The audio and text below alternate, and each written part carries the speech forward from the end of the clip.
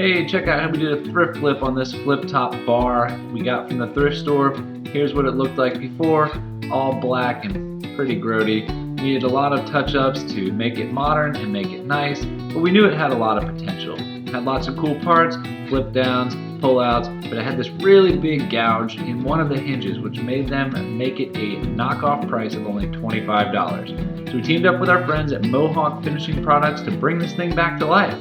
We started out by using their instant adhesive.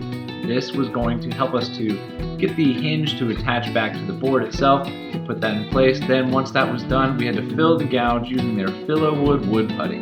Since this was a pretty deep gouge in the wood, we had to do a couple of layers. We basically just used a little spatula and smoothed it into the gouge, made it flat, then once it dried, sanded it smooth, and did it again. This filled the gap entirely and made it look pretty seamless.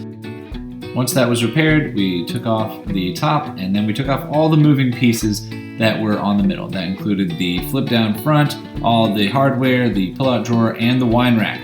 We even taped off the metal bars that were on the sides. Once everything was out, then we were ready to start working on the main frame. We used Mohawk's primer as a spray to make sure we were going to get an even coat when we painted the whole thing. It's really important to use a primer when you're going to paint something, especially when it's black, because then that'll help you get a nice even coat in one try when you're painting. We used Bear's Dayflower colored paint in our paint sprayer to give this a nice airy feel for somebody's modern room. We had to get all the different angles and make sure we got in all the nooks and crannies, especially like I said, since it's black, it's easy to miss different parts.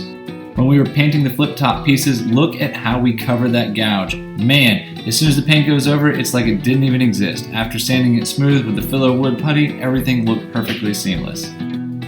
Once it was all painted, we used Mohawk's sealant spray to protect the paint. We didn't want to get any easy nicks or scratches in the finish that we had just put on it. Then it was time to work on the hardware. We knew we couldn't go with silver hardware because it's 2021 and we had to bring this thing to the modern times.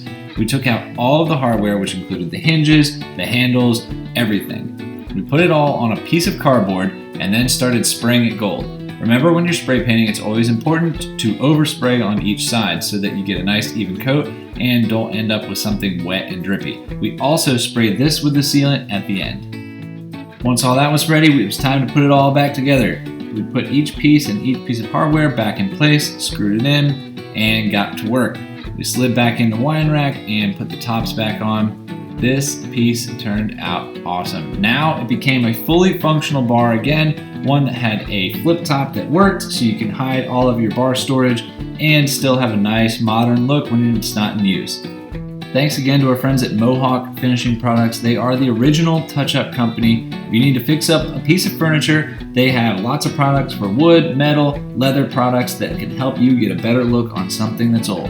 Follow us at charlestoncrafted.com.